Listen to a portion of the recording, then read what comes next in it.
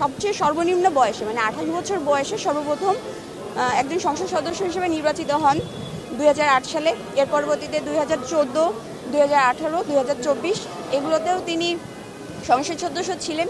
তিনি সর্বমোট 16 বছর যাবৎ একজন সংসদ সদস্য ছিলেন এবং এই সংসদ সদস্য হিসেবে তার একটি বেতন ভাতা আছে এবং তিনি 2018 থেকে একজন প্রতিমন্ত্রীর দায়িত্ব পালন করেছেন, সেখানে একটি বেতন ভাতা আছে, বিদেশ গমনে একটি ভাতা রয়েছে এবং নানাবিধ এখানে ভাতা রয়েছে।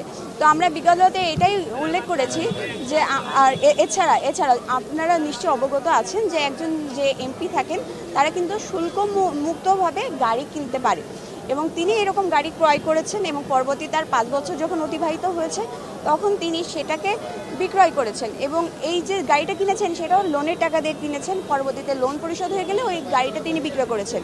এভাবে তিনি সর্বমোট 2টি গাড়ি বিক্রয় করেছেন এবং সেখান থেকে প্রায় 4.25 কোটি টাকা তার ইনকাম হয়েছে, সেটা তিনি এফডিআর এবং সঞ্চয়পত্র হিসেবে রেখেছেন। এবং আজকে যখন আমরা কোর্টে সাবমিশন করেছি, কোর্ট বলেছে যে এত অল্প টাকা তিনি আসলে কোনো দুর্নীতির সাথে করেছে বলে কোর্টের কাছে প্রতিমান হয়নি, যেহেতু তার আজকে এই মামলায় প্রথম কাস্টাডি দেখাচ্ছে, গ্রেপ্তার দেখাচ্ছে এবং আসলে কোনো কাস্টাডি নেই। স্বল্প কাস্টাডির কারণে আমাদের জামিনটা আজকে নামঞ্জুর করেছে, পরবর্তীতে এটি আমলে নিবে।